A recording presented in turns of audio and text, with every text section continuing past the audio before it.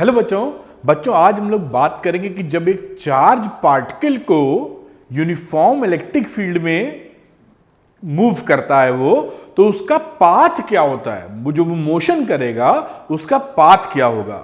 यही नहीं, इसके बाद magnetic field, uniform magnetic field में जब चार्ज पार्टिकल जाएगा तो उसका पाथ क्या होगा। फिर हम लोग पढ़ेंगे लॉरेंट्ज फोर्स टोटल। अभी इस लेक्चर्स में जो मैंने सीरीज बनाई है इसमें हम लोगों ने पढ़ा था लॉरेंट्ज फोर्स, मैग्नेटिक लॉरेंट्ज फोर्स। लेकिन अगर कोई चार्ज मूव कर रहा है तो उसमें इलेक्ट्रिक फील्ड भी है और मैग्नेटिक फील्ड भी है, तो टोटल फोर्स कितना लग जाएगा दोनों मिला के, तो उसके बारे में भी चर्चा करेंगे। और लास्ट में पढ़ेंगे वेलोसिटी फिल्टर कि आखिर हमें किसी पर्टिकुलर वेलोसिटी का चार्ज पार्टिकल ही चाहिए तो वो कैसे मिलेगा, और कुछ न्यूमेरिकल्स। तो ये सीरीज रहने वाली है, बने रहिए मेरे साथ और देखिए कितना इंटरेस्टिंग होने वाला है। तो बात शुरू करते हैं कि जब एक चार्ज पार्टिकल इलेक्ट्रिक फील्ड में, यूनिफॉर्म इलेक्ट्रिक फील्ड में जब मूव करता है तो उसका पाथ क्या होता है। तो ये हेडिंग भी है, motion of A charge particle in a uniform electric field. Suppose करिए कि ये हमारे पास एक इलेक्ट्रिक फील्ड है यूनिफॉर्म, कोई डायरेक्शन लगा देते हैं, मान लीजिए प्लस इधर लगा दीजिए, प्लस प्लेट ऐसे लगा दी और माइनस प्लेट ऐसे लगा दी, तो इलेक्ट्रिक फील्ड का डायरेक्शन साहब कैसे हो गया, इस तरह से इलेक्ट्रिक फील्ड का डायरेक्शन हो गया।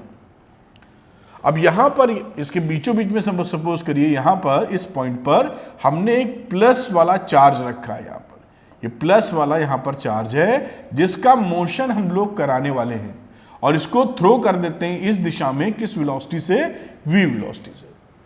जब v वेलोसिटी से थ्रो कर देंगे तो क्या होगा ये मोशन देखेंगे, लेकिन यहां स्क्रीन लिख देते हैं समझने के लिए कि करेगा क्या। तो मुझे अंदाजा है, मालूम है, इसलिए मैं बना रहा हूं, आपको अभी समझाऊंगा भी। इसका पाथ कुछ इस तरीके से जाएगा जहां तक प्लेट्स हैं यहां तक, और इसके बाद सीधे रास्ते में ऐसे जाके हिट कर देगा। यानी अगर यहां से a और b मैं डिस्टेंस बोलूं प्लेट का, तो A से B तक ये इस तरीके से मूवमेंट करेगा। अभी पाथ देखते हैं कैसा है, पैराबोलिक पाथ होगा, मुझे मालूम है कैसे होगा, अभी प्रूफ करेंगे। तो ये यहां से A से B तक पैराबोलिक पाथ करेगा, और जहां B में पहुंचेगा इसके बाद यहां से स्ट्रेट लाइन करके C पे जाके हिट कर देगा। ये इसकी कहानी होने वाली है। कैसे होगी ये समझने का प्रयास हम अभी करेंगे। चलिए शुरू करते हैं। तो इनिशियल वेलोसिटी जो हम लोगों ने दी थी इसको v, perpendicular to the electric field, क्योंकि इलेक्ट्रिक फील्ड का डायरेक्शन है, और इलेक्ट्रिक फील्ड के डायरेक्शन में हमने इसको velocity perpendicular to the electric field ऐसे है और ऐसे हमने भेजा है पार्टिकल को, तो पार्टिकल पर एक फोर्स लगेगा जो इसको प्लस से माइनस की तरफ धक्का मारेगा। वो इस मोशन को, वो एक्सेलरेशन कितना होगा, देखिए वो एक्सेलरेशन हम जानते हैं कि F = ma भी होता है, और यहां जो फोर्स लगेगा वो Q × E भी होगा। ये फोर्स का फॉर्मूला हमको पहले से मालूम है। तो यहां से एक्सेलरेशन अगर हम निकाल लें तो वैल्यू आ जाएगी QE/m। ये तो एक्सेलरेशन हो गया। इस एक्सेलरेशन का डायरेक्शन क्या है, जिस डायरेक्शन में इलेक्ट्रिक फील्ड है, क्योंकि ये पॉजिटिव चार्ज है तो उस पर जो एक्सेलरेशन होगा वो वर्टिकल डायरेक्शन में होगा, इस डायरेक्शन में होगा एक्सेलरेशन। ठीक है साहब। अब इसका जो मोशन जब ऐसे आगे बढ़ेगा तो इसको हमने हॉरिजॉन्टल वेलोसिटी दे रखी थी बेटा। तो इस दिशा में, जिस हॉरिजॉन्टल वेलोसिटी को हमने दिया है, इस दिशा में इसमें कोई एक्सेलरेशन नहीं है। तो ये जो वेलोसिटी v है इन दी हॉरिजॉन्टल डायरेक्शन, दो वेलोसिटी हो जाएगी। इन दी हॉरिजॉन्टल डायरेक्शन जो वेलोसिटी v है, it will not change, horizontally इतनी बनी रहेगी, वो ले देके। ठीक है। अब जो परपेंडिकुलर वाली वेलोसिटी इसकी निकलेगी इस डायरेक्शन में, अगर बोल देना चाहिए इसको मैं vx बोल दूं, जो कि यहां v के बराबर आने वाला है, और ये हो जाएगा vy, क्योंकि इस डायरेक्शन में एक्सेलरेशन लग रहा है, इस वजह से इसकी velocity in vertical direction will change. तो इन दोनों का असर विल चेंज, इन दोनों का resultant will change, v will change, क्योंकि आप जानते हैं दोनों का v जब निकालेंगे मैग्नीट्यूड वाइज तो vx का स्क्वायर प्लस vy का स्क्वायर आप निकालते आए। ये बात समझ में आती है। लेकिन इसी को अगर मैं तोड़ के समझूं तो vx में कोई टेंशन नहीं होने वाला। बेसिकली ये जो सिचुएशन है, आपने क्लास 11 में प्रोजेक्टाइल मोशन पढ़ा था, उसमें भी तो था कि जब बॉल उछालते थे तो जी लगता था नीचे की तरफ, भाई स्मॉल जी नीचे लगता था, बाकी जो हॉरिजॉन्टल वेलोसिटी थी वो चेंज होती ही नहीं थी। कुछ ऐसा ही कहानी यहां आ रही है। चलिए समझने के प्रयास और आगे करते हैं हम लोग बेटा कि यहां से यहां तक ए से बी तक जाने में कितना समय लगा इन हॉरिजॉन्टल डायरेक्शन। तो हॉरिजॉन्टल डायरेक्शन में अगर हमारा, इसको मैं हटा देता हूं यहां पर, तो हॉरिजॉन्टल डायरेक्शन में अगर हम लोग चले तो उसमें कितना हमारा लगा टाइम। तो टाइम की वैल्यू लिख सकते हैं टी, और speed equal to distance upon time, तो लिख सकते हैं x upon v. Speed equal to distance upon time, तो t equal to x upon v. और एक्स क्या हो गया, इस दिशा में चला हुआ, यानी ए से बी तक जो ये चला। यहां बात करूं अगर ए से बी, ये डिस्टेंस यहां से लेकर यहां तक बी तक, ये डिस्टेंस दिस इज एक्स, और ये डिस्टेंस की बात करूं तो दिस इज वाई डिस्टेंस। और ये ले लो ओरिजिन जहां से नपाई कर रहे हो आप बात पकड़ पा रहे होगे। तो ये x के लिए कितना निकला, t is equal to X by V, क्योंकि x इसका डिस्टेंस हॉरिजॉन्टल था, वेलोसिटी v जो शुरू में दी थी हॉरिजॉन्टल दी थी, तो साफ टाइम हो गया x बाई वी, क्योंकि इसमें एक्सेलरेशन नहीं है। इसलिए speed equal to distance upon time वाला फॉर्मूला बड़े तरीके से आप इस्तेमाल कर सकते हैं। अब ये हॉरिजॉन्टल वाला था, मैं लिख देता हूं जिससे बच्चा आराम से आप पकड़ सकें। हॉरिजॉन्टल मोशन की बात कर रहे थे, ब्रेक करके दो मोशन बनाए हैं। अब हम बात करते हैं इन वर्टिकल डायरेक्शन। अगर हम लोग वर्टिकल डायरेक्शन की बात करें, जो मोशन है, तो वहां क्या होने वाला है साहब, वहां क्या होने वाला है, यूनिफॉर्म एक्सेलरेशन है। ए तो कांस्टेंट है बराबर, वो तो लगता ही जा रहा है, तो वहां पर वैल्यू लग जाएगी ये फॉर्मूला जो हम लोगों ने पढ़ा था, S is equal to UT plus half A T square. ये s क्या है, s है y जो हम निकाल रहे हैं, इसको लिख दीजिए y साहब। इनिशियल वेलोसिटी क्या थी, तो v दे रखी थी, लेकिन v थी हॉरिजॉन्टल डायरेक्शन में। वर्टिकल डायरेक्शन में क्या थी, 0। भाई वर्टिकल डायरेक्शन के लिए लगा रहे हो ना, तो वहां तो ऊपर तो कोई वेलोसिटी दी नहीं थी इनिशियल, तो ये एलिमेंट, ये एक्सप्रेशन हो जाएगा 0। फिर लिखा हाफ, और एक्सेलरेशन यहां से निकाला वर्टिकल डायरेक्शन में, तो उसकी वैल्यू लिख दो QE अपॉन m, और रहा टी स्क्वायर, तो टी यहां से निकाला था, तो इसको आप पुट कर दो x अपॉन वी स्क्वायर। ये देखिए आपका इक्वेशन आ गया।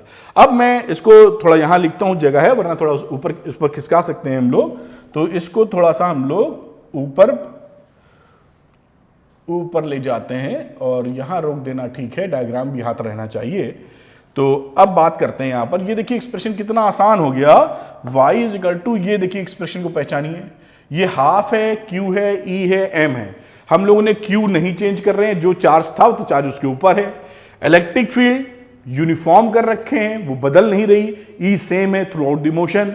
मास ऑफ द पार्टिकल वो भी सेम है, उसमें भी कोई बदलाव नहीं है। तो ये पूरा, और वेलोसिटी की बात करेंगे, ये जो v है, v हॉरिजॉन्टल डायरेक्शन में दी गई वेलोसिटी इनिशियल, तो इनिशियली आपने कोई वेलोसिटी दे दी तो छुट्टी, वो थोड़ी बदलना है, इनिशियल की वेलोसिटी है, तो whole time is constant. My point is this, half QE m v square, ये देखिए v स्क्वायर इधर से निकाला, ये इंटू एक्स स्क्वायर, ऐसे लिखा जा सकता है। अब इसी को लिख सकते हो y is equal to K X square, where k is constant. अब आपको बहुत अच्छी तरह मालूम था, क्लास 10th से ही पढ़ते आ रहे हैं क्वाड्रेटिक इक्वेशन में, कि ये एक क्वाड्रेटिक इक्वेशन है। ये क्वाड्रेटिक इन एक्स है ना, ये क्या है, क्वाड्रेटिक इक्वेशन है। अब ये क्वाड्रेटिक इक्वेशन अगर है, तो ये क्या रिप्रेजेंट करती है बच्चों, तो ये पाथ रिप्रेजेंट करती है पैराबोला। आप ये जानते हैं, आपने 10th में भी पढ़ा है। तो इसका पाथ कैसा हो जाएगा, पैराबोलिक पाथ। अब कई बच्चे सोचेंगे सर पैराबोलिक पाथ का मतलब क्या है, तो लगे हाथ मैं भी एक थोड़ा सा फील दे देता हूं। देखिए पैराबोला जो होता है, वो कुछ कई तरह से पैराबोला बनाते हैं। मेजर स्टैंडर्ड पैराबोला, सपोज करिए इस तरह का पैराबोला, एक इस तरह का पैराबोला होता है। ये डायग्राम बहुत अच्छा नहीं है, ये फ्लैट नहीं होता, ये खुलता चला जाता है। तो मुझे कोशिश करनी चाहिए कि थोड़ा सा बेहतर डायग्राम बन जाए, और इस तरह का देखिए एक पाथ बना सकते हैं, पैराबोलिक पाथ। और इसी तरीके से आप कई तरह के पैराबोला बना सकते हैं, ये आपने क्लास 10th में पढ़ा था, इस तरीके के निकलता हुआ पाथ की बात की जाए। इसी तरीके से नीचे वाले ये पैराबोला स्ट्रक्चर से, क्लास 11th में जो पढ़ा है आपने, आप वो समझते ही हैं। तो जो बच्चे समझ पा रहे होंगे इसी पाथ को फॉलो कर रहा है वो, या तो ये पाथ फॉलो करेगा, ये पाथ फॉलो करेगा। कहीं कोई टुकड़ा है इसमें से, मान लीजिए ये पाथ, यहां से कोई पार्टिकल चला और यहां तक पहुंचा, तो ये जो पाथ क्या है, इसे बोलते हैं पैराबोलिक पाथ। जरूरी नहीं कि पूरा का पूरा पाथ फॉलो करे, उसका कोई भी पोर्शन ले लीजिए, उसे बोल देंगे पैराबोलिक पाथ, अगर इस सिचुएशन को फॉलो कर रहा है कहीं भी किसी भी शेप में। तो ये आपने देखा कि ये कैसा हो जाएगा पाथ, इसका पैराबोलिक पाथ। समझ पाए? यानी यहां से पार्टिकल इस O से स्टार्ट किया है और इस B तक, और थोड़ा सा मैं डायग्राम पे लेके आता हूं आपको यहां पर, कि ये पार्टिकल O से शुरू किया है बेटा, और जहां तक इलेक्ट्रिक फील्ड जिस प्लेट तक लगाए हो वहां तक ऐसे करके पैराबोलिक पाथ को फॉलो किया। इसके बाद इलेक्ट्रिक फील्ड लगना बंद हो गया, तो ये फ्री हो गया, कोई एक्सेलरेशन उधर नहीं मिला। तो यहां से यहां तक ये स्ट्रेट लाइन में चला गया, जहां पे इसको हिट करा रहे थे या रोक रहे थे, तो वहां पर जाके वो स्ट्रेट लाइन में क्लिक कर गया। तो ये इसका पाथ होता है।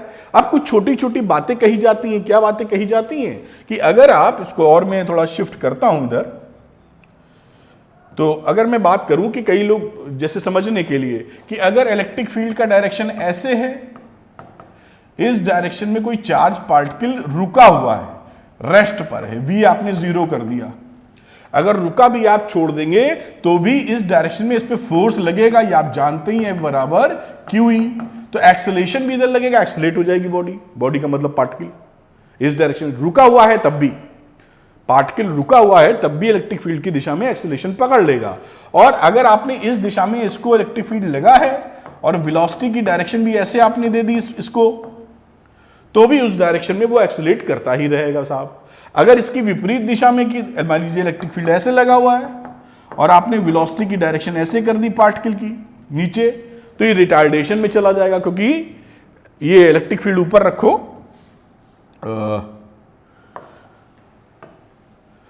तो अगर मैं बात करूं तो इलेक्ट्रिक फील्ड अगर ऊपर रखने की बात करूं कि ये इलेक्ट्रिक फील्ड साहब ऊपर है तो वेलोसिटी नीचे है, तो फोर्स लगेगा ऊपर, धीरे धीरे रिटार्डेशन में जाएगा, रुक जाएगा पार्टिकल। आप समझ पा रहे होंगे। और अगर आप परपेंडिकुलर डाल दोगे, आप देख रहे हो, अगर आपने परपेंडिकुलर डाल दिया तो परपेंडिकुलर डालने पे कैसा पैराबोलिक पाथ फॉलो करेगा। ये आपने मान लीजिए इलेक्ट्रिक फील्ड है और आपने अगर V दे दिया परपेंडिकुलरली 90 डिग्री बनाते हुए, तो कैसा पाथ फॉलो कर रहा था, हम देख रहे थे पैराबोलिक पाथ फॉलो कर रहा था। ये बात समझ में आती है, इतनी बात पकड़नी चाहिए हमको कि जब यूनिफॉर्म, ये कहानी क्या है, यूनिफॉर्म इलेक्ट्रिक फील्ड में, जब हम यूनिफॉर्म इलेक्ट्रिक फील्ड में किसी पार्टिकल की स्टडी करते हैं तो उस समय हमारा जो पाथ होता है बेटा, उस समय जो हमारा पाथ होता है वो पैराबोलिक इन नेचर होता है। ये पैराबोला लिखा हुआ है, इसे समझ पाए होंगे, तो इसको ध्यान रखिए, ये क्वेश्चन बन जाती है।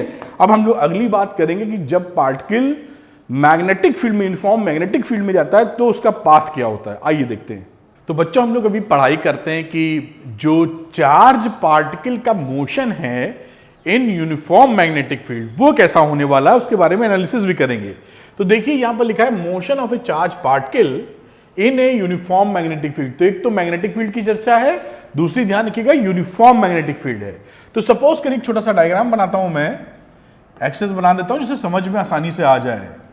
तो एक्स वाई जेड एक्सेस बना लेते हैं हम लोग, और इस एक्सेस की डायरेक्शन में, यानी एक्स एक्सेस की डायरेक्शन में मैग्नेटिक फील्ड है, यानी मैग्नेटिक फील्ड का जो डायरेक्शन है, कलर थोड़ा चेंज कर लेते हैं जिससे आपको समझने में मदद मिले। ये सपोज करिए मैग्नेटिक फील्ड का डायरेक्शन है एक्स की ही डायरेक्शन में। अब यहां पर कोई पार्टिकल हम लोग थ्रो करते हैं इस मैग्नेटिक फील्ड में, जो इस मैग्नेटिक फील्ड से थीटा एंगल बना रहा है। उसका भी कलर में चेंज करूंगा जिससे आपको बात पूरी अच्छे से समझ में आ जाए। सपोज करिए हम लोगों ने यहां पर एक पॉजिटिव पार्टिकल को v वेलोसिटी से थीटा एंगल पे थ्रो कर दिया, ये इस डायरेक्शन में जा रहा है, वेक्टर क्वांटिटी वेलोसिटी ले लेते हैं। और अब देखिए क्या होने वाला है, अब ये जो v लिया हुआ है, इसके मोशन को समझने के लिए ये जो v लिया, इस v के हम लोग दो कंपोनेंट ले सकते हैं, in the direction of magnetic field और परपेंडिकुलर, यानी इस डायरेक्शन में हम ले सकते हैं v cos थीटा, और ऊपर परपेंडिकुलर डायरेक्शन में हम लोग ले सकते हैं v sin थीटा। ये बातें हमारी समझ में आती हैं, बेसिक हैं, कोई उसमें दिक्कत की बात है नहीं।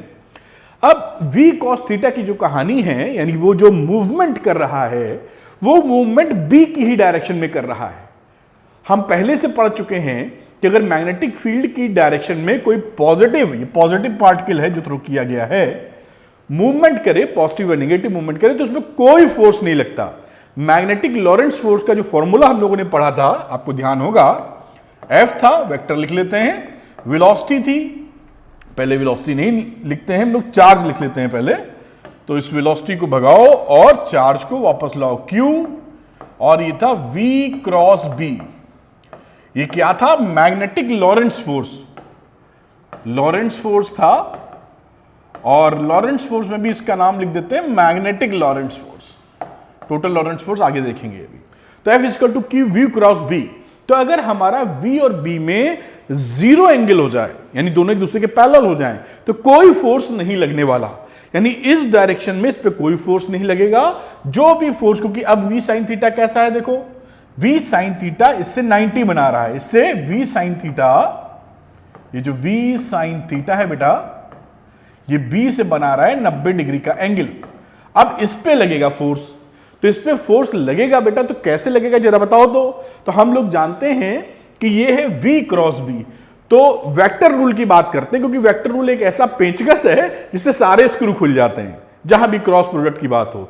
तो आपको बताया था मैंने कि राइट हैंड लीजिए, पाम को, हथेली को खोल के पंजे पहले वाले वेक्टर की डायरेक्शन में कर दीजिए V की, और पंजों को मोड़ेंगे B की तरफ। जिस डायरेक्शन में फिर अंगूठा आएगा उस डायरेक्शन में V क्रॉस B का रिजल्टेंट आता है। तो यहां पर बात करते हैं V रहा ऊपर, देख पा रहे होंगे आप, ये अंगूठा है, आपको कैमरे में नहीं दिख रहा, थोड़ा तिरछा कर दूं, और B की डायरेक्शन में ये मोड़ा मैंने, ये देखिए V है, V और B उधर है B। तो अंगूठा किधर जा रहा है आप देख पा रहे होंगे, अंदर की तरफ जा रहा है, यानी इस पर, इस पार्टिकल पर, पॉजिटिव पार्टिकल पर अंदर की तरफ फोर्स लगेगा। अंदर का मतलब ये जो बोर्ड है, जो पैनल है, इसके परपेंडिकुलर इनसाइड। तो ये मोशन कैसे करेगा? अब इसके लिए एक और कलर चूज करना बेहतर होगा। तो ये मोशन कुछ ऐसे कर देगा, देखिए बेटा, देखिएगा ध्यान से, ठीक। ये जो मोशन आपको दिख रहा है थोड़ा डिफरेंट कलर में, ये ऐसे ऐसे घूम रहा है। ये कौन सा मोशन है? Helical motion. हेलिकल मोशन कौन सा मोशन होता है? सरल भाषा में, एक स्प्रिंग लीजिए, उसको खींच दीजिए। स्प्रिंग तो देखे होंगे, टुई टुई टुई टुई टुई, है ना। स्प्रिंग लीजिए, उसको स्ट्रेच कर दीजिए, उसके बाद जो तार जैसे बन जाते हैं वो समझ लीजिए कैसा मोशन हो गया साहब, हेलिकल मोशन। तो ये इस तरह का मोशन करेगा, ये ऐसे करते हुए जाएगा, और आप समझ गए होंगे ऐसे ऐसे करते हुए चलेगा। क्यों ऐसे ऐसे करते चलेगा भाई? इस पर जो डायरेक्शन, इस पे जो फोर्स है वो इनवर्ड डायरेक्शन में है, तो जैसे जैसे ये घूमेगा वैसे वैसे फोर्स लगता रहेगा।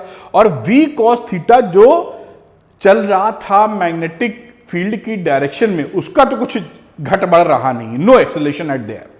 तो V cos थीटा अपने को मेंटेन रखेगा। तो V sin थीटा और मैग्नेटिक फील्ड की वजह से चक्कर लगाएगा गोल गोल, और V cos थीटा इसको आगे बढ़ाएगा, तो इस वजह से ये आगे बढ़ेगा ऐसे ऐसे ऐसे, हेलिकल मोशन, खींची हुई स्प्रिंग के जैसा, मोटा मोटा समझने के लिए बात पकड़ में आ रही है ना। अब यहां पर अगर इसको हम लोग, ये ओरिजिन था, इस ओरिजिन को अगर मैं इस साइड से देखूं, इसका क्रॉस सेक्शन ले लूं कि भाई ऐसे ऐसे हेलिकल मोशन है, देखूं क्या हो रहा है मेरे सामने। तो अगर आप इस तरह से जो मोशन है उसको यहां से देखेंगे, इस ओरिजिन की तरफ से देखेंगे, तो आपको मैग्नेटिक फील्ड कैसा दिखेगा? इस डायरेक्शन में, यानी उसकी पूंछ दिखेगी। तो यहां पर वो डायग्राम बनाता हूं समझाने के लिए कि आपको मैग्नेटिक फील्ड कैसा दिखेगा, ऐसा दिखेगा। देखिएगा साहब, है ना। कहां से देख रहे हैं बेटा? आप इस समय ओरिजिन पे खड़े हैं चेहरा लेके, और इस तरह के मोशन को देख रहे हैं। बी ऐसे सीधे जा रहा है, तो जब सी उधर जा रहा है तो उसकी पूंछ दिख रही है, टेल, और टेल को हम इस तरह से रिप्रेजेंट करते हैं। ये किसकी कहानी है? ये बी की कहानी। बात पकड़ में आ रही है? अब उसके बाद ऐसे मोशन चल रहा है, तो हमें सर्कुलर दिख रहा है ना। किस डायरेक्शन में दिख रहा है सर्कुलर? तो ये कैसे दिख रहा है मोशन? एंटी क्लॉकवाइज डायरेक्शन में, क्योंकि ये जो मोशन है देखिए, ये अंदर फोर्स लग रहा था तो ऐसे जा रहा था, ऐसे, है ना। ये था अंदर फोर्स लगा था तो ऐसे जा रहा था। तो मैंने इसको कलर चेंज कर लेता हूं, ब्लैक ले लेता हूं, और ऐसे ही कुछ मोशन हो रहा होगा, और इसका डायरेक्शन कैसा है? एंटी क्लॉकवाइज, यानी इस डायरेक्शन में ये मोशन है, इस डायरेक्शन में ये मोशन है। अब देखिए इस डायरेक्शन में अगर मोशन है तो जब पार्टिकल पहुंचा होगा यहां, जो भी वेलोसिटी v sin थीटा की, इसको सरल भाषा में इतना लंबा ना लिखना पड़े तो v2 बोल देते हैं। तो अगर v2 यहां पहुंचा है, देखिए तो v2 अगर यहां पहुंचा है तो फोर्स लगाइए, किधर लगेगा भाई, यही तो लॉरेंट्ज फोर्स लगाते हो, v की डायरेक्शन में हथेली, और कहां मोड़ना है, जहां क्रॉस है। तो क्रॉस किधर है, अंदर की तरफ। तो क्रॉस के लिए आप क्या बोलेंगे, ऐसे करेंगे तब तो क्रॉस आएगा। ये देखिए आप, तो जब आप इसको क्रॉस अंदर की तरफ था तो ऐसे मोड़ेंगे तो कहां लगा, डायरेक्शन सेंटर की तरफ। फिर से एक बार बताता हूं, ये फोर्स देखिए किधर लग रहा है, एक सेंट्रीपिटल फोर्स लगने लगा। ये डायरेक्शन देखिए, आप ऐसे देख रहे थे पूरा, इमेजिन कीजिए, और ये सिचुएशन खड़ी हुई है, v की डायरेक्शन में गए और अंदर की तरफ गए, अंदर इनवर्ड, तो जो फोर्स लगा आपका वो कैसा लगा, सेंट्रीपिटल। इसी तरीके से यहां आ जाइए, यहां पर जब v होगा बेटा v2, क्योंकि v2 चेंज नहीं हो रहा है, तो ऐसे हथेली की पंजा और अंदर की तरफ मोड़ा, अंदर की तरफ मतलब उस डायरेक्शन में अंदर, तो ये लेगा ये देखिए इस डायरेक्शन में, देखिए ऐसे आपने पंजा किया v की डायरेक्शन में, और किस डायरेक्शन में मोड़ना है, क्रॉस अंदर की तरफ है, तो ये अंदर की तरफ आ गए आप ऐसे, ये देखिए v की डायरेक्शन में पाम है और अंदर की तरफ मुड़ा तो इधर आ गए। इसी तरीके से यहां पे फोर्स F लग गया, और यहां पर देखिए इस डायरेक्शन में जा रहे हैं, आप समझने का प्रयास कीजिए, और इस डायरेक्शन में जा रहे हैं, आपने v रखा हथेली ऐसे, और मोड़ना किधर है, अंदर की तरफ, तो ये अंदर की तरफ हो गया, और अंदर की तरफ मुड़ा तो ये नीचे चले आए। मतलब हमेशा आप देखिए यहां पे भी आएंगे तो आपको फोर्स किधर दिख रहा है, बार बार सेंटर की तरफ। यहां पर भी जब बनाने गए थे v2 में, फिर से एक बार, तो v2 में v था ऐसे, और मोड़ना किधर पड़ रहा था, अंदर की तरफ, अंदर, तो अंदर की तरफ अगर आप मोड़ेंगे ऐसे तो ये ऊपर फोर्स लगा। तो आपने देखा कि जब हम ओरिजिन पे खड़े होके, यहां पर खड़े होके ऐसे देखते हैं और ऐसे मोशन दिखता है, तो ये एक सर्कुलर मोशन हो रहा होता है तो हेलिकल, हमको क्योंकि डेप्थ दिखेगी नहीं ऐसे, तो हमें सर्किल नजर आएगा। और सर्किल के लिए v2 वेलोसिटी कौन सी रिस्पॉन्सिबल रही, v sin थीटा। तो पहली बात तो हमको ये इसमें समझ में आनी चाहिए थी कि ये जो मोशन है चार्ज पार्टिकल का, प्लस लेके चले हैं हम लोग, इसका मोशन यूनिफॉर्म मैग्नेटिक फील्ड में कैसा होता है, जिसे बोलते हो फिजिक्स की भाषा में क्वालिटेटिव एनालिसिस। तो ये क्वालिटेटिव एनालिसिस है अभी तक, मोटी मतलब लॉजिकल बेस्ड, कॉन्सेप्ट बेस्ड। अब इसकी क्वांटिफिकेशन, क्वांटिटेटिव एनालिसिस भी कर लें, फॉर्मूला वगैरह को निकालने की कोशिश कर लेते हैं। तो ये बात पकड़ में आई होगी कि जब हम लोग किसी भी पॉजिटिव पार्टिकल को, नेगेटिव होगा तो उसका उल्टा डायरेक्शन पकड़ लेंगे, तो उसमें यूनिफॉर्म मैग्नेटिक फील्ड में हेलिकल मोशन ही दे देता है। और मैंने पूरी कहानी आपको समझाई। अब इसके आगे हम लोग चलते हैं कुछ फॉर्मूले डराइव करने की तरफ कि भाई क्या हाल, जैसे क्या फॉर्मूला डराइव करेंगे, तो फॉर्मूला डराइव करना चाहेंगे कि ये जो हेलिकल मोशन है, सपोज ये सेंटर, तो ये इसका रेडियस क्या है साहब, इसका क्या रेडियस है, ये किस रेडियस पे सर्किल बनाए हुए, ये जो चक्कर लगा रहा है इसका टाइम पीरियड क्या है, इसका रेडियस क्या, टाइम पीरियड क्या है, इसकी फ्रीक्वेंसी क्या है, न्यू है ये, गामा में समझ लेना, कितनी फ्रीक्वेंसी, एक सेकंड में कितने चक्कर लगा रहा है। साथ में जब हेलिकल मोशन है, आगे बढ़ रहा है ऐसे ऐसे, तो ये एक चक्कर में, यानी यहां से यहां तक की बात करें तो ये जितना डिस्टेंस कवर करता है एक चक्कर में, उसे बोलते हैं पिच। तो आखिर ये जो पिच है, पिच समझे ना, एक चक्कर में कवर किया गया हॉरिजॉन्टल, मतलब स्प्रिंग नुमा है ना, तो ऐसे एक चक्कर मारेगा तो कितना आगे बढ़ गया, तो इसकी भी चर्चा करनी होगी कि पिच की वैल्यू हमारी कितनी आने वाली है। तो we have to find out certain things कि हमारे पास टाइम पीरियड क्या है, रेडियस क्या है, फ्रीक्वेंसी क्या है, आर भी लिख दूं यहां पर, इसका रेडियस क्या है और इसकी पिच क्या है। तो ये बातें अभी डराइव कर लेते हैं, बड़ी सरल सी बातें हैं और आपको लॉजिकल समझ में आएंगी। तो चलिए समझते हैं हम लोग आगे। तो इसको मैं थोड़ा सा ऊपर करता हूं और यहां रोकता हूं, जैसे कि हम लोग समझ पाए आसानी से। अब देखिए डेरिवेशन के लिए यहां पर आइए, तो इस मोशन में, ये सेंट्रीपिटल सर्कुलर मोशन है, तो सर्कुलर मोशन में आप जानते हैं mv²/r मैग्नेटिक फोर्स के बराबर होना चाहिए। तो फॉर सर्कुलर मोशन, यहां चाहे तो लिख दें आप फॉर सर्कुलर मोशन, कोई स्पेशल चीज है ही नहीं है, आप जानते हैं सर, अब यहां लिख दीजिए mv स्क्वायर। अब v जो लिखोगे ये v2 है v sin थीटा के बराबर, तो mv v2 नहीं लिखना चाहिए, v लिखना चाहिए। तो वापस लाते हैं और तो v sin theta mv square, क्योंकि ये v2 के बराबर था ना, mv स्क्वायर अपॉन जो रेडियस है r, mv स्क्वायर अपॉन r इज इक्वल टू क्या होता है magnetic Lorentz force q v B sine theta, magnitude की बात कर रहे हैं तो लिखोगे q v B sine theta. ये मैग्नेटिक लॉरेंट्ज फोर्स यही ऑफर कर रहा है इसको सेंटीपीटल फोर्स, जिसकी वजह से ये गोल गोल चक्कर लगा रहा है। अब यहां पे देखिए v साइन थीटा, ये v साइन थीटा इसके स्क्वायर को खत्म कर देता है और तो कुछ खत्म होते दिखता नहीं। तो रेडियस की वैल्यू देखिए क्या आ जाएगी, यहां से यहां आ जाएगी mv sine theta upon QB. एक चीज पता चल गई हमको, देखिए ये क्या है, radius. mv sine theta upon QB is the radius of this circular motion. अब अगर सर्कुलर मोशन का हमें रेडियस पता लग गया है तो हम इसका टाइम पीरियड फ्रीक्वेंसी भी निकाल सकते हैं, कई तरीके से निकाल सकते हैं। देखिए निकालते हैं हम लोग। तो इसको मैं थोड़ा और ऊपर लेके चलता हूं यहां पर फॉर्मूले तक और उसके बाद लिखने का प्रयास करूंगा। तो ये देखिए रेडियस निकल चाहिए है। अब हमको चाहिए सपोज करिए टी चाहिए, टाइम पीरियड। तो टाइम पीरियड या फ्रीक्वेंसी निकालने के कई मेथड हैं। मैं सीधे आपको एक दूसरा मेथड भी बता देता हूं कि टाइम पीरियड का मतलब क्या हो जाएगा एक चक्कर में, भाई 2 पाई आर। एक चक्कर जो बनाया इसने, इसमें कितना चला, ये 2 पाई आर चला, ये अगर रेडियस आर है तो, और उसमें कितनी स्पीड मेंटेन की थी, तो सारी चीज क्या चल रही थी, वी साइन थीटा के हिसाब से सर्कुलर मोशन के लिए। तो अगर आप v2 pi R upon V sine theta रख देंगे, स्पीड इसको टू डिस्टेंस अपॉन टाइम, क्योंकि मैग्नीट्यूड वाइज कुछ चेंज नहीं हो रहा है, स्पीड इसको टू डिस्टेंस अपॉन टाइम या टाइम इसको टू डिस्टेंस अपॉन स्पीड, तो बस आपको मिल जाएगा, हो गया साहब काम। अब देखिए t लिखिए, 2 लिखिए, पाई लिखिए और r की वैल्यू पुट कर दीजिए, M V sine theta upon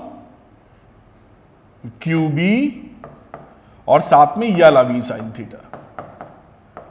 ये वी साइन थीटा कट गया और कुछ कटते हुए नहीं दिख रहा है। अब ये देखिए फॉर्मूला आ गया, मैं यही लिख देता हूं, ऊपर तो खिसका ही सकते हैं हम लोग। तो 2 pi M upon Q B, ये टाइम पीरियड निकल आया। और भी तरीके से निकाल सकते हैं, V equal to R omega भी कर सकते हैं आप। तो आप कई तरीके से V equal to R omega में वी साइन थीटा पुट कर दीजिए। देखिए यहां वी साइन थीटा है ना रिस्पॉन्सिबल, रेडियस हो गई आर, रेडियस निकाल चुके हो, तो ये रेडियस आप निकाल चुके हो, इसकी वैल्यू यहां पुट कर दो भाई, M V sine theta upon Q B, और साथ में ओमेगा भी लिख सकते हो, एंगुलर वेलोसिटी या एंगुलर फ्रीक्वेंसी बोल दो। इस वी साइन थीटा से ये वी साइन थीटा कट गया, तो ओमेगा की वैल्यू कितनी आ गई, क्यू बी अपॉन एम, ये ओमेगा आ गया। अब फ्रीक्वेंसी की बात की जाती है तो फ्रीक्वेंसी क्या लिखते हो, या टाइम पीरियड फ्रीक्वेंसी की बात कर लो, यहां से भी यहां फ्रीक्वेंसी निकालोगे तो क्या लिखोगे, frequency is equal to 1 upon T, और 1 अपॉन टी का मतलब हो गया क्यू बी ऊपर कर दो और 2 पाई एम नीचे कर दो, आ गई फ्रीक्वेंसी। मैं इसलिए ये बता रहा हूं कि कुछ बुक्स में ऐसा दे रखा है तो आपको ये डर नहीं लगना चाहिए कि भाई ये क्या चीज आ गई। ठीक, अब बात करते हैं हम लोग फ्रीक्वेंसी। तो फ्रीक्वेंसी हो जाएगी ओमेगा अपॉन 2 पाई, कौन सी बड़ी बात है, लिख दो Q B upon 2 pi M. अब देखिए यहां पर जो निकली थी Q B upon 2 pi M, वही तो यहां पर है, तो कोई परेशानी की बात ही नहीं है साहब, आ गई। अब यहां टाइम पीरियड होता है फ्रीक्वेंसी का रेसिप्रोकल, बैठा दो 2 pi M upon Q B, इसमें देखिए कौन सी परेशानी है, कोई दिक्कत का प्रश्न ही नहीं है, वही 2 pi M upon Q B, किसी भी मेथड से निकालो, अगर कॉन्सेप्ट बराबर चल रहे हैं तो मुझे नहीं लगता कि कहीं कोई आपको परेशानी की बात है। तो आपने क्या क्या इसकी फैक्ट्स निकाल लिए, कितनी रेडियस है। अच्छा, रेडियस में कुछ खूबसूरती देखिए, ये रेडियस में एक फॉर्मूला हमारे पास आया है, तो जिसकी वेलोसिटी ज्यादा होगी, ध्यान दीजिएगा फिर आगे की बात करेंगे हम लोग, जिस भी पार्टिकल की वेलोसिटी ज्यादा होगी विथ रिस्पेक्ट टू, मतलब एंगल के साथ मैच करते हुए, वी साइन थीटा जिसका ज्यादा होगा, वो आप क्या देखेंगे, उसका आर बड़ा होगा। यानी आप बहुत तेजी से अगर फेंकेंगे पार्टिकल तो आर बड़ा कर देगा, आर बड़ा कर देगा। और मास अगर ज्यादा है तो भी आर बड़ा कर देगा। जबकि अच्छी बात देखिए, इस टाइम पीरियड पे आइए, ये टाइम पीरियड में v कहीं नहीं है, v नहीं है, देखिए 2 pi m upon Q B लिखा है। यानी कितनी भी तेज हम फेंक लें, हम कितनी भी तेज फेंक दें पार्टिकल को, पॉजिटिव पार्टिकल को, टाइम पीरियड यानी एक चक्कर में लगने वाला समय नहीं बदलेगा। कितनी इंटरेस्टिंग बात है। वेलोसिटी कुछ भी कर दो, उसका क्या है, एक चक्कर में लगने वाला समय जो कि टाइम पीरियड बोलते हो वो नहीं बदलेगा। तो क्या बदलेगा, वेलोसिटी जब बढ़ा दोगे तो उसका रेडियस बड़ा सर्किल बना देगा, समय वही लगाएगा। अगर कम वेलोसिटी दोगे तो छोटे सर्किल में घूमेगा। सर्किल का मतलब हेलिकल जो मोशन है, छोटा रेडियस बनाता हुआ घूमेगा। ज्यादा स्पीड दे दोगे तो बड़ा रेडियस बनाते हुए जाएगा, लेकिन लगने वाला समय एक चक्कर में वही रहेगा। तो ये बात जरूर ध्यान रखिएगा, ठीक है। अब ये बात भी आपने पकड़ ली। अब इसके बाद हम लोग बात कर लेते हैं कि पिच कितनी है। तो पिच के लिए थोड़ा सा मैं बोर्ड को आगे खिसकाना पड़ेगा हमको, तो यहां जगह बना लेते हैं। ये देखिए टाइम पीरियड आ चुका है, सारी बातें आ चुकी हैं। बात करते हैं पिच की। तो पिच का मैंने आपको बताया था कि पिच क्या थी कहानी। पिच थी कि एक चक्कर लगाते वक्त कितना डिस्टेंस ये आगे बढ़ गया था हेलिकल मोशन में, और इधर की वेलोसिटी कितनी थी, तो आपने देखा था v cos थीटा थी, जैसा आपको याद होगा। तो अब सिंपल सी बात ले लीजिए साहब, speed equal to distance upon time. तो एक चक्कर में कितना डिस्टेंस हुआ, तो डिस्टेंस लिख देता हूं सरल भाषा के लिए एक टाइम पीरियड में, या आप बोलेंगे पिच। वो पिच कितनी है, distance equal to speed upon time, speed into time. तो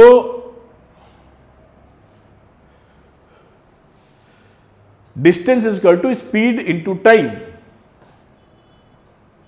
ये रखा मैंने स्पीड समझाने के लिए, इंटू टाइम, जैसे आपको बिल्कुल आसानी से समझ में आ जाए। अब ये स्पीड कितनी थी, v cos थीटा। कहां जा रहे हैं भाई, और मल्टीप्लाई क्रॉस प्रोडक्ट नहीं है, बैंक स्केलर क्वांटिटीज है या फिजिकल क्वांटिटीज है, नॉन वेक्टर। तो टाइम ये दिया हुआ है 2 पाई m क्यू बी, ये पिच की वैल्यू आ गई साहब। तो पिच का फॉर्मूला अगर आप इसको डी लिखना चाहते हैं रिप्रेजेंट करते वक्त, है क्या, दिस इज पिच। और पिच का मतलब मैं आपको बता भी चुका हूं, तो इसकी वैल्यू हो गई, आप इस फॉर्मूले को याद कर लीजिए, 2 पाई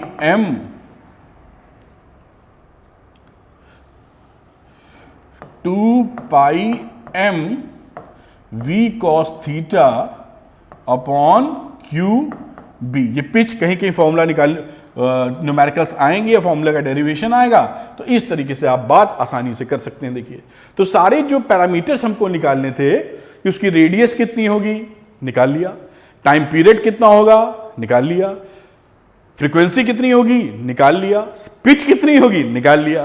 तो सारी चीज उन्होंने एनालिसिस कर ली। अब कुछ मोटी मोटी बातें जो ध्यान रखने से फायदा है, आइए देखते हैं। तो अभी समझने का प्रयास करते हैं कि भाई अगर हमारा मैग्नेटिक फील्ड में जो डायग्राम हमने बनाया था उसी को थोड़ा सा ले लेते हैं। मान लीजिए ये मैग्नेटिक फील्ड थी हमारी, जैसी बातचीत करते आए हैं, एक्स डायरेक्शन में थी मैग्नेटिक फील्ड। यहां पर जो पार्टिकल था पॉजिटिव वाला जो हम लेके चल रहे हैं, वो मूव ही नहीं कर रहा साहब, v0 है उसका। अगर v0 है तो हमने लॉरेंट्ज फोर्स समझ रखा था Q v cross b, magnetic Lorentz force की बात कर रहे हैं। तो भाई v क्रॉस b में अगर हमारा पहला पॉइंट केस 1, जब हमारा वेलोसिटी 0 है, यानी रेस्ट में है पार्टिकल, चलने को तैयार ही नहीं है, अगर ये रेस्ट में है साहब, तो v क्रॉस b तो 0 मिल जाएगा। तो इस पे, इसका मतलब क्या है कि इस पे कोई फोर्स ऑफर नहीं होगा। तो ये ध्यान रखिएगा कि अगर पार्टिकल रुका हुआ है, रेस्ट पर है, तो उस पर कोई फोर्स ऑफर नहीं होगा। दूसरा पॉइंट केस नंबर 2 ले लो, जब हमारा मैग्नेटिक फील्ड की दिशा में ही हमारा पार्टिकल मूव करने लगे। कौन सी बड़ी बात है, कहीं मूव कर सकता है, रोक तो नहीं सकते, हमने भेज दिया। उस समय क्या होगा, तो जब वेलोसिटी फील्ड और मैग्नेटिक फील्ड का डायरेक्शन एक हो जाएगा साहब, तो आप देख रहे हैं क्योंकि v क्रॉस b का जो नॉर्मल आप लिखते हैं मैग्नीट्यूड, वो लिखते हैं वी बी साइन थीटा। तो साइन हो गया, थीटा हो गया 0, अगर थीटा 0 तो साइन 0 0। यहां पर भी आपको फोर्स कितना मिला साहब? फोर्स मिल गया 0, मिल गया 0। यानी यहां पर भी अगर दोनों का पैरेलल, या आप कह लीजिए एंटी पैरेलल भी, क्योंकि उस समय भी 180 डिग्री का एंगल बनेगा, और 180 डिग्री पर भी हमारा फोर्स कितना ऑफर होगा।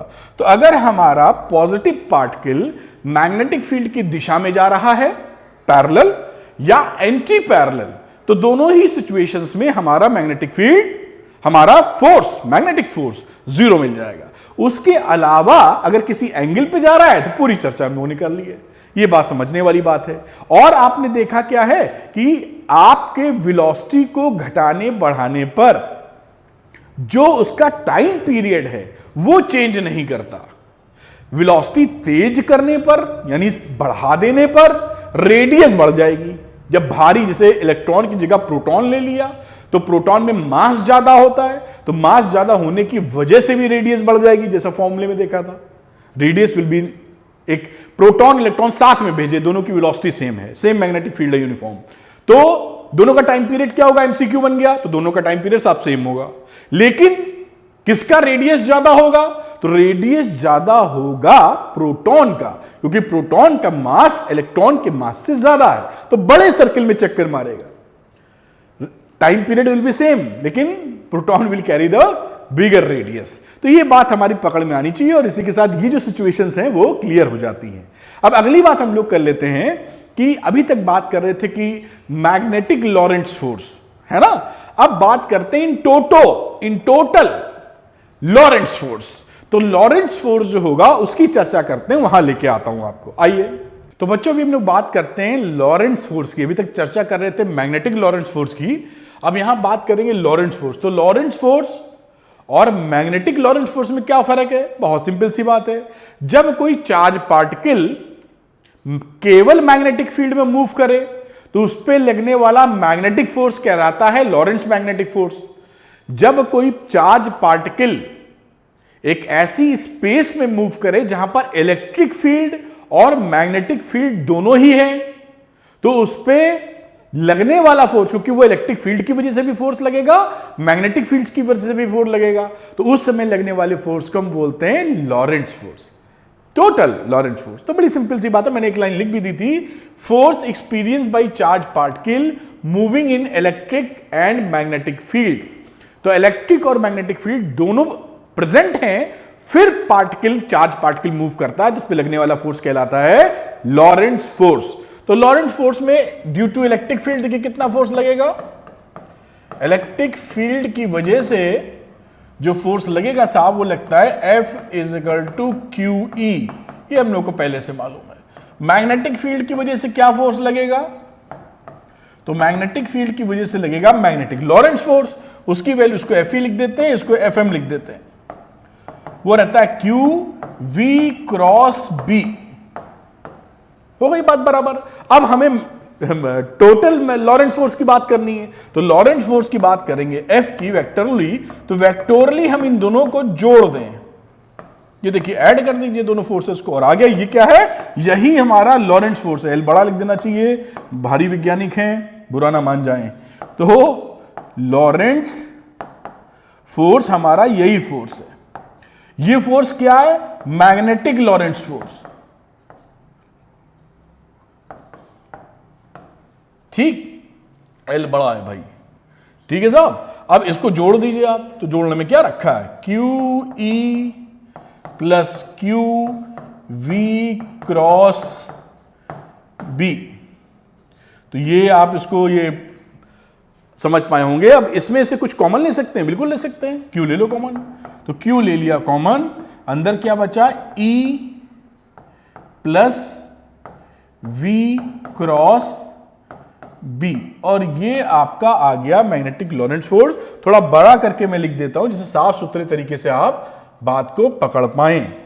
तो F की वैल्यू जो मैग्नेटिक लॉरेंट्ज फोर्स है उसकी वैल्यू आ गई, उधर से देखिए, तो Q ब्रैकेट में इलेक्ट्रिक फील्ड + V×B, और ये रहा आपका लॉरेंट्ज फोर्स, इसको आप पकड़ के रखिए और इसी को लॉरेंट फोर्स बोलेंगे। अब सिचुएशन ये उठती है कि बाय द वे केस 1 कि सपोज करिए ऑल द 3 थिंग्स, कौन से 3 थिंग्स? चार्ज पार्टिकल का वेलोसिटी जिस डायरेक्शन में जा रहा है, मैग्नेटिक फील्ड और इलेक्ट्रिक फील्ड सबके सब कोलिनियर अगर है, क्यू ना लिख के हमें लिख देना चाहिए V, तो V, B and E are collinear. Collinear का मतलब आप जानते ही हैं, एक ही डायरेक्शन में है, एक ही डायरेक्शन में, इधर V भी इधर ही है, B भी इधर ही है, और एक तीसरा खिलाड़ी कौन था? E, वो भी इधर ही है। तीनों के तीनों एक ही डायरेक्शन में, तो आप जानते हैं कि V क्रॉस V तो भाई साहब निपट जाएगा, क्योंकि इसमें तो साइन थीटा आता है और 0 हो जाएगा थीटा। तो ये तो खेल खत्म हो गया, हमारे पास बचा क्या? केवल बचा F बराबर QE। अब उससे आप निकालने जाएंगे, अगर एक्सेलरेशन निकालने का मन कर जाए तो मैग्नीट्यूड वाइज आप आराम से लिख सकते हैं कि MA is equal to QE, और A निकालने का मन कर जाए तो QE अपॉन M करके बेहतरीन काम कर सकते हैं आप। तो ये साहब मैग्नेटिक लॉरेंट फोर्स की जगह लॉरेंट फोर्स पिक्चर में आ गया और बातें बना दी गई। अच्छा, अब इसमें खेल एक क्या है कि अगर हम तीनों को, देखिए ये तो था कोलिनियर साहब, अगर हम कोलिनियर ना रख के तीनों को परपेंडिकुलर फैशन में ले आए, all the things are perpendicular to each other, तो केस 2 ले लो।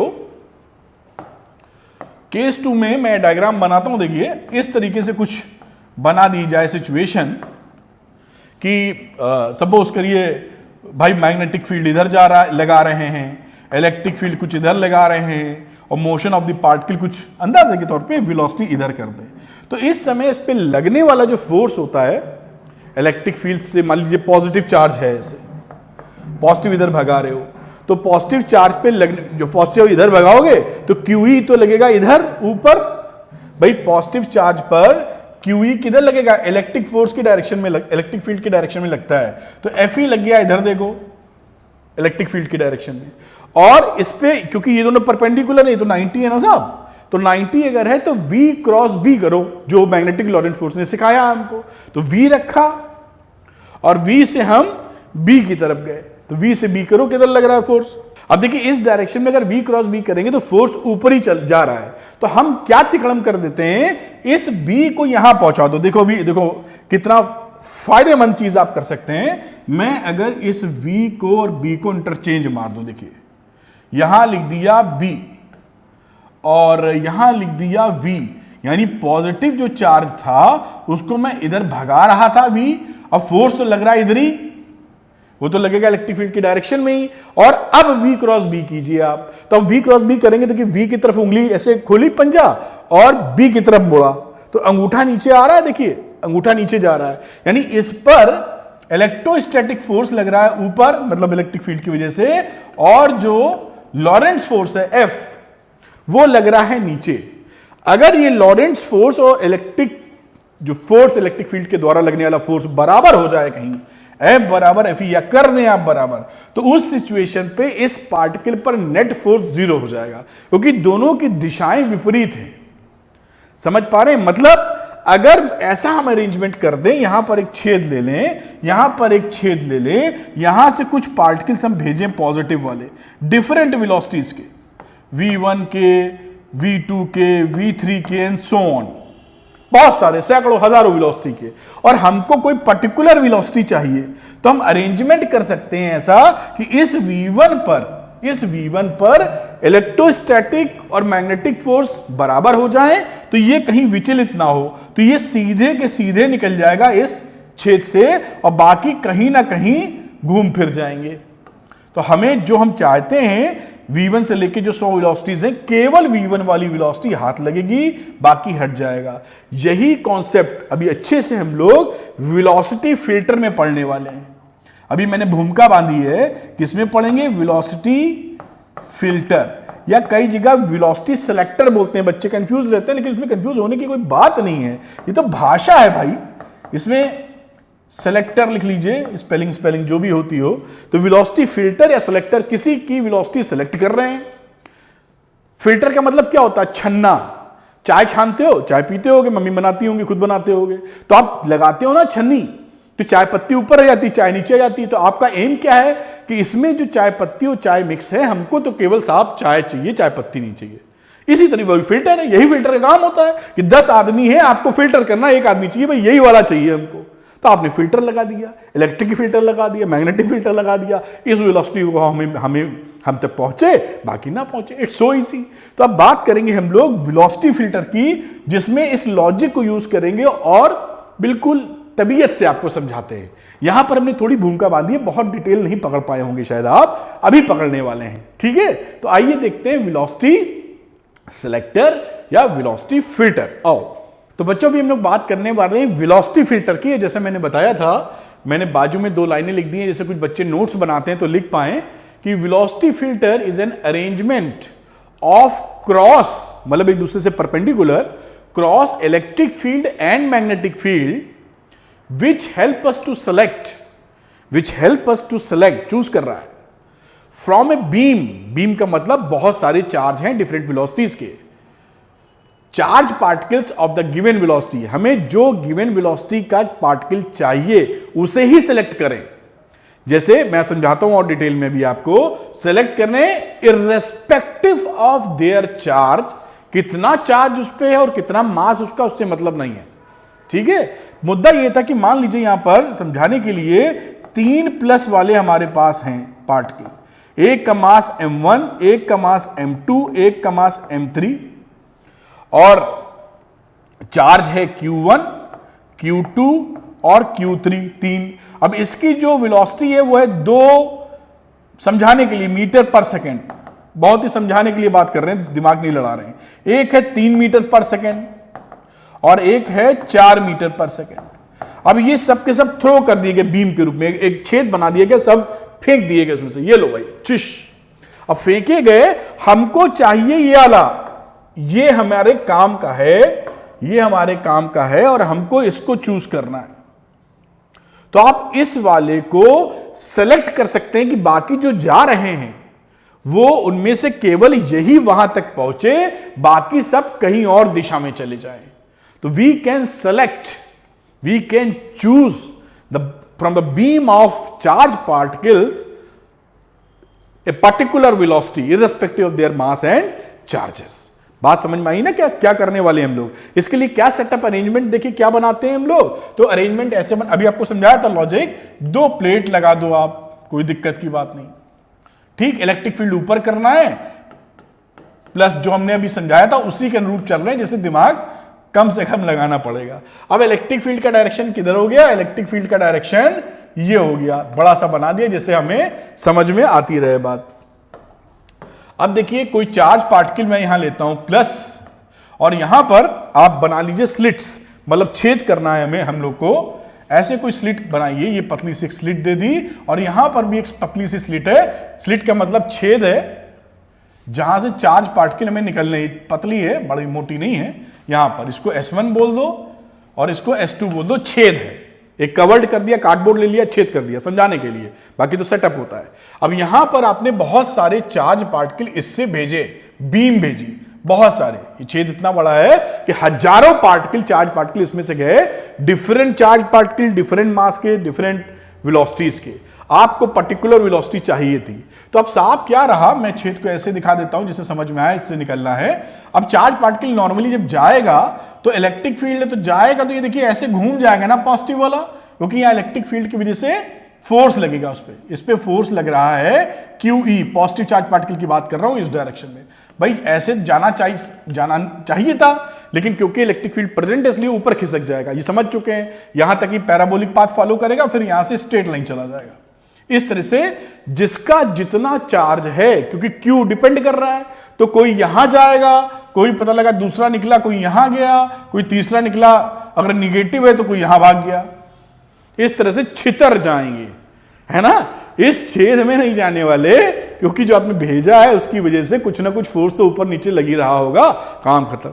अगर जो लग रहा है फोर्स, मान लीजिए मुझे कोई पसंदीदा पार्टिकल है V1 वेलोसिटी का, बहुत सारे पार्टिकल हैं इसमें से V1 वेलोसिटी का, जिसको हम पसंद करते हैं कि भाई ये इस छेद से निकले, मैं यहां पर महेंद्र सिंह धोनी कीपिंग कर रहे हैं वो इसको कैच करना चाहते हैं क्योंकि ये हमारे काम का है, ये हमारे काम का है, तो कोई दिक्कत की बात नहीं है। अब यहां पर आप क्या कीजिए, मैग्नेटिक फील्ड लगा दीजिए। हमने देखा था कि मैग्नेटिक फील्ड किधर लगाया था हम लोगों ने, बाहर की तरफ लगाया था, वेलोसिटी ऐसे जा रही थी, है कि नहीं।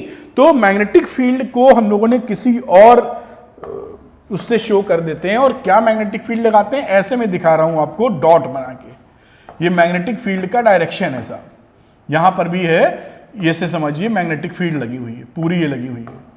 कहने का मतलब क्या है कि मैग्नेटिक फील्ड इस बोल्ट के परपेंडिकुलर आपकी तरफ है। जो मैंने एक्सरसाइज अभी बनाई थी ऐसे ही देखिए हम बिल्कुल बना रहे हैं जिससे कि प्रॉब्लम खत्म रहे। इस डायरेक्शन में था इलेक्ट्रिक फील्ड, इस डायरेक्शन में पॉजिटिव वाले का हमने वेलोसिटी दे दिया, पॉजिटिव पार्टिकल का, और इस डायरेक्शन में हम मैग्नेटिक फील्ड बना रहे हैं। परपेंडिकुलर हो गई ना, खड़ी खड़ी आपके तरफ, तो जा रहा है चार्ज इधर, इलेक्ट्रिक फील्ड ऊपर, और आपकी तरफ मैग्नेटिक फील्ड। बात पकड़ में आती है। अब इस मैग्नेटिक की फील्ड की वजह से देखिए, अब वेलोसिटी तो इधर थी, और आपको v क्रॉस b निकालना है मैग्नेटिक लॉरेंट फोर्स से, तो v लगा और b की तरफ घुमाया तो नीचे लग गया ना फोर्स, मैग्नेटिक फोर्स। तो मैग्नेटिक फोर्स की वजह से इन पर जो लगेगा फोर्स मैग्नेटिक वाला, वो नीचे की तरफ लगेगा। बात पकड़ में आ रही है। अब ये तो रहा इलेक्ट्रोस्टैटिक इलेक्ट्रिक फील्ड वाला फोर्स, ये लगा मैग्नेटिक फोर्स। अगर ये दोनों फोर्स बराबर हो जाएं तो ये पार्टिकल जैसे निकला था वैसे ही सीधा चला जाएगा, क्योंकि ऊपर और नीचे लगने वाला फोर्स बराबर है। बस यहीं से बात पकड़ ली हम लोगों ने और इसका कैलकुलेशन करना शुरू कर दिया। देखिए साहब कितना आसान, अगर हम लोगों का दोनों फोर्स बराबर हो जाता है तो Fe बराबर F लिख देते हैं, मैग्नेटिक फोर्स लिख दीजिए, या मैं टोटल लॉरेंट्ज फोर्स की बात कर रहा है, m से रिप्रेजेंट कर रहा हूं। तो ये Fe की वैल्यू हो गई Q इंटू ई, मैग्नीट्यूड डायरेक्शन पहले से तय कर चुके हैं, और ये Fm कितना हुआ तो हम जानते हैं QVB साइन थीटा होता है, QVB साइन थीटा होता है। अब यहां पर आप जानते हैं कि थीटा को आपने ऑलरेडी 90 कर रखा है, तो साइन थीटा या साइन 90 की वैल्यू तो ऑलरेडी 1 हो चुकी है, तो ये Q से Q मर गया, E आ गया VB, देख रहे हैं बड़ी सुंदर बात, V आ गया E अपॉन B।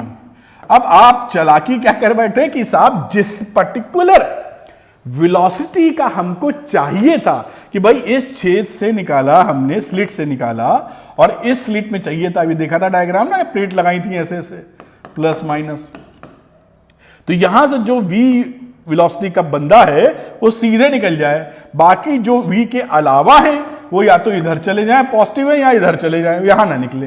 तो आपने इलेक्ट्रिक फील्ड और मैग्नेटिक फील्ड, क्योंकि दोनों हाथ में थे आपके, इलेक्ट्रिक फील्ड और मैग्नेटिक फील्ड आप लगा रहे हैं, उसके रेशियो को इस तरह सेट कर दिया कि वो v के बराबर आ जाए। जहां v के बराबर आया, इस पर लगने वाला फोर्स नलिफाई हो गया। इलेक्ट्रिक फील्ड वाला फोर्स, इलेक्ट्रोस्टैटिक फोर्स और मैग्नेटिक फोर्स ने एक दूसरे को कैंसिल कर दिया, और आपका सीधा पार्टिकल शानदार फिल्टर होता हुआ आपके पास चला आया। तो ये वेलोसिटी फिल्टर या सेलेक्टर बन गया। कितनी सुंदर बात है देखिए। तो मान लीजिए टू का आपको चाहिए, ये तो 2 का आपको चाहिए वेलोसिटी, तो इलेक्ट्रिक फील्ड और इसका रेशियो 2 कर दो, खेल खत्म, 2 मीटर पर सेकंड का वेलोसिटी मिल जाएगा। इस तरीके से आप ये देख सकते हैं कि कैसे हम लोग इसको हैंडल कर सकते हैं साहब। आइए कुछ न्यूमेरिकल करने की कोशिश करते हैं तो बात पक्की हो जाएगी। आओ बेटा, तो बच्चों कुछ न्यूमेरिकल देखते हैं, बहुत ही सरल न्यूमेरिकल है। इसे बोला है कि देखिए मैग्नेटिक फील्ड मैंने बना दिया है इनवर्ट डायरेक्शन में, क्रॉस दिखाया ना, तो क्रॉस दिखाने का मतलब क्या हो गया कि मैग्नेटिक फील्ड इधर से अंदर जा रहा है, बोल्ट के इनवर्ट डायरेक्शन में परपेंडिकुलर, और एक इलेक्ट्रॉन मूव कर रहा है v वेलोसिटी से, ये इसका डायरेक्शन है, और perpendicular to the magnetic field, इस डायरेक्शन में इलेक्ट्रॉन जा रहा है। तो पहला आपको बताना है साहब कि इसकी डायरेक्शन क्या होगी, मोशन की, इलेक्ट्रॉन की, और इसकी फ्रीक्वेंसी क्या है, ये भी हमको निकालने का है, फ्रीक्वेंसी और डायरेक्शन। तो फ्रीक्वेंसी डायरेक्शन के लिए हम जानते हैं कि इसमें फोर्स किधर लगेगा, तो मैग्नेटिक लॉरेंट्ज फोर्स इस तरीके से हमने पढ़ा था, आपको बहुत अच्छे तरीके से याद होगा। तो v क्रॉस b हम देख लेते हैं किधर है, और क्योंकि ये q हमारा इलेक्ट्रॉन है तो मैथमेटिकली अगर आप लिखना चाहें तो इसे -e करके लिखना चाहिए मैथमेटिकली। अब हम लोग अपनी इजीनेस के लिए, सरलता के लिए, अगर इलेक्ट्रॉन इधर जा रहा है तो हम ये मान सकते हैं कि जो पॉजिटिव चार्ज है वो इधर जा रहा है, जैसे हम आसानी से काम कर पाए। और पॉजिटिव चार्ज के लिए बस सारी बातें सीखी हैं। तो हम लोग क्रॉस प्रोडक्ट के लिए वेक्टर वाला रूल लगाएंगे। अपने पंजे को v की डायरेक्शन में ओपन कर दीजिए सिंपली, ये रहा ओपन कर दिया पंजे की डायरेक्शन में। और कहां मोड़ना है? जहां क्रॉस है, तो क्रॉस अंदर की तरफ है, तो ये पंजे को हम लोग अंदर ले गए ऐसे अंदर, और ये देखिए मोड़ा कितने आराम से, थंब कितना नीचे, तो इस पे फोर्स लगेगा नीचे। और ये यही इसी का तो हम लोगों ने बनाया था। तो फोर्स इस तरीके से फील करेगा। इस तरह फोर्स करने का मतलब है कि जब इलेक्ट्रॉन ऐसे आगे जाएगा, फोर्स नीचे लगेगा, तो ये इस तरह का मोशन करना शुरू कर देगा, इस तरह का मोशन करना शुरू कर देगा। ये देख रहे हैं ना, ये कैसा मोशन करेगा, ऐसे घूमेगा, ऐसे ऐसे, सीधे नीचे भागेगा नहीं, ये ऐसे जैसे ही नीचे जाएगा फिर डायरेक्शन चेंज होगा, फिर ऐसे सर्कल सर्कल करते हुए हेलिकल मोशन में आगे बढ़ेगा इस तरीके से। तो इस फॉर्मूले से आप निकाल सकते हैं किस डायरेक्शन में मोशन करेगा, और इस सिचुएशन में इस तरह का कुछ मोशन करता हुआ ये दिखेगा आपको। यहां से खड़े होकर देखेंगे तो इस तरह का मोशन दिखेगा, यानी एंटी क्लॉकवाइज डायरेक्शन में दिखेगा। अगर इलेक्ट्रॉन की जाने वाली दिशा से देख रहे हैं तो, अगर इलेक्ट्रॉन की जाने वाली दिशा से देख रहे हैं तो एंटी क्लॉकवाइज मोशन करता हुआ ये पार्टिकल नजर आएगा। और इस फॉर्मूले से हम देख लेते हैं। अब बात करते हैं इसकी फ्रीक्वेंसी की, फ्रीक्वेंसी कितनी होगी। तो हम लोगों ने मोशन में फ्रीक्वेंसी का फॉर्मूला बड़े अच्छे से पढ़ा है, वो था QB अपॉन 2πm। ये फॉर्मूला था QB अपॉन 2πm। इसमें वैल्यू फीड कर देते हैं और आंसर निकाल लेंगे, तो कोई दिक्कत की बात नहीं। Q की जगह था इलेक्ट्रॉन का चार्ज 1.6 × 10 की पावर -19। B दे रखा है अपना 4 × 10 की पावर 8 × 10 की पावर 4। तो ये वैल्यू दे रखी है 8 × 10 की पावर -4 होल अपॉन 2π, तो 2 × 3.14, और मास गिवन है 9.1 × 10 की पावर -31। तो 9.1 × 10 की पावर -31। अब इसको कैलकुलेट कर लीजिए, तो इसकी फ्रीक्वेंसी आ जाएगी 22 × 10 की पावर 6 हर्ट्ज।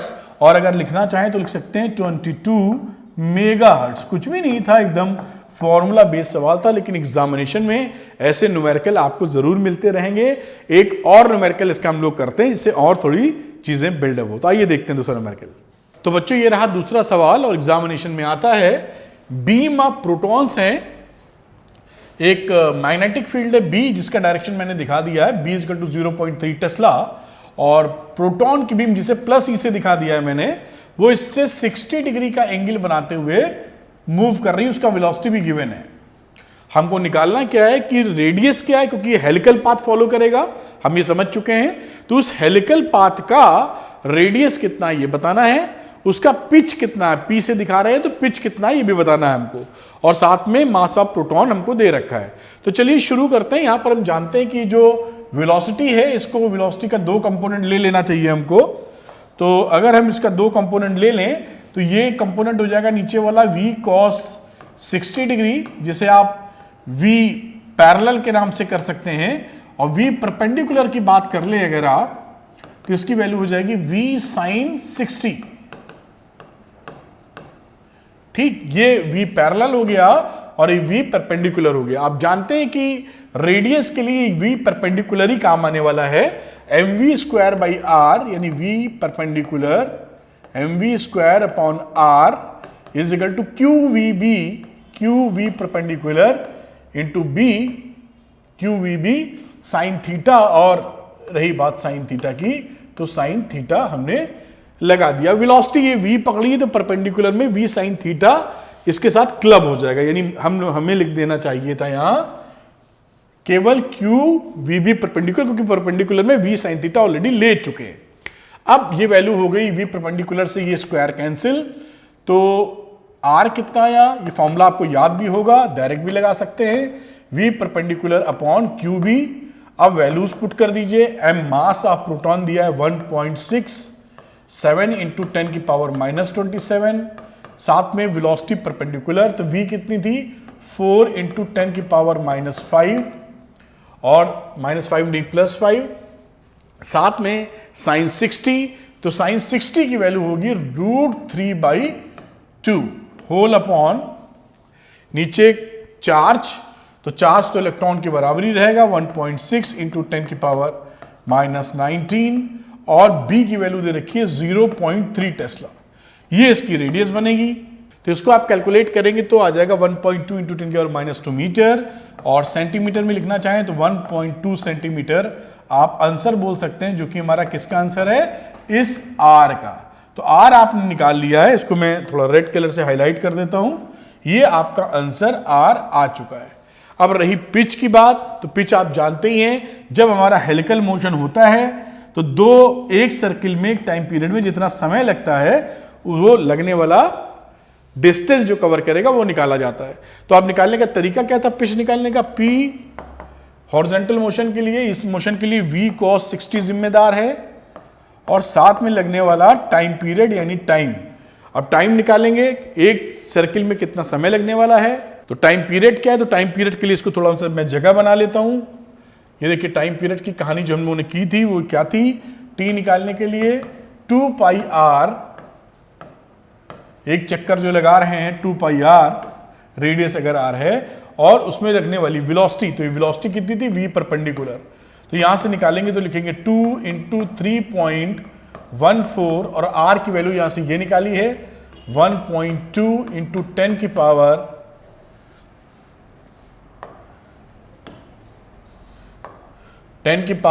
-2 मीटर, ये रही 2πr whole upon v perpendicular, यानी v साइन 60 डिग्री। तो v कितना था वो मुझे देखना पड़ेगा, याद नहीं है, तो इसको थोड़ा सा नीचे करते हैं।